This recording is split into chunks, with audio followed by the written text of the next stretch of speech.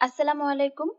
বিয়েবাড়ির খাবার বা একটু ভারী খাবারের সাথে বোরহানি না খেলে যেন খাওয়াটা কেমন যেন অসম্পূর্ণ থেকে যায়। আজকে তৈরি করে দেখাবো বোরহানি।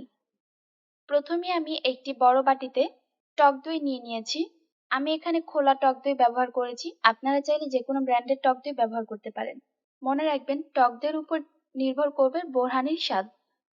এখানে আমি যে টক দইটা ব্যবহার করেছি এর মধ্যে বেশ খানিকটা পানি আছে, তাই আমি এক্সট্রা ভাবে আর পানি ব্যবহার করব না। আমি এই টক দইটিকে আর ছেঁকেও নেইনি, তবে আপনারা যদি ব্র্যান্ডের যে টক দইটা ব্যবহার করবেন এটাতে পানির পরিমাণটা একেবারে কম থাকে, তো আপনারা চাইলে সেক্ষেত্রে 1/3 কাপ পানি ব্যবহার করতে পারেন। তো চলুন এবার আমি মূল কাজে চলে যাচ্ছি। টক দই যেটাই হোক এইভাবে খুব ভালোভাবে ফেটিয়ে নিতে হবে। একটি হ্যান্ড হুইস্কের সাহায্যে আমি ফেটিয়ে নিলাম, আপনারা চাইলে ডাল ঘুটনির মাধ্যমেও ফেটিয়ে নিতে পারেন। এবার আমি এর মধ্যে একে একে মশলাগুলোকে দিয়ে দিচ্ছি। দিয়ে দিচ্ছি টালা জিরা গুঁড়ো 1 চা চামচ, টালা ধনিয়া গুঁড়ো 1 চা চামচ।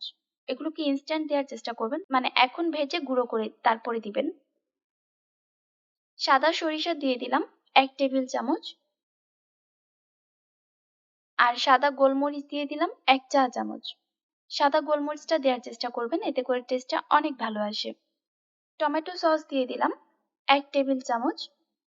চিনি দিয়ে দিচ্ছি, আপনার স্বাদ অনুযায়ী আপনারা চিনি ব্যবহার করবেন, তবে আমি এখানে চিনি দিলাম প্রায় 1/3 কাপের মতো।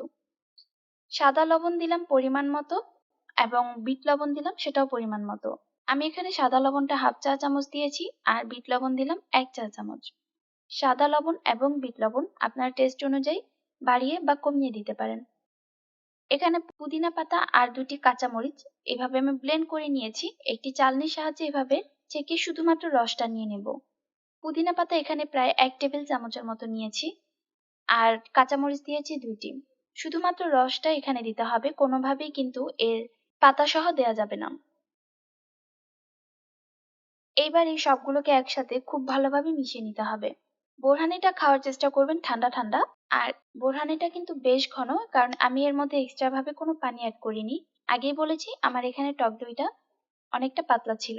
আপনারা যদি টক দইটা ছেঁকে নেন তাহলে কিন্তু অবশ্যই এর মধ্যে 1/3 কাপ পানি অ্যাড করে নেবেন।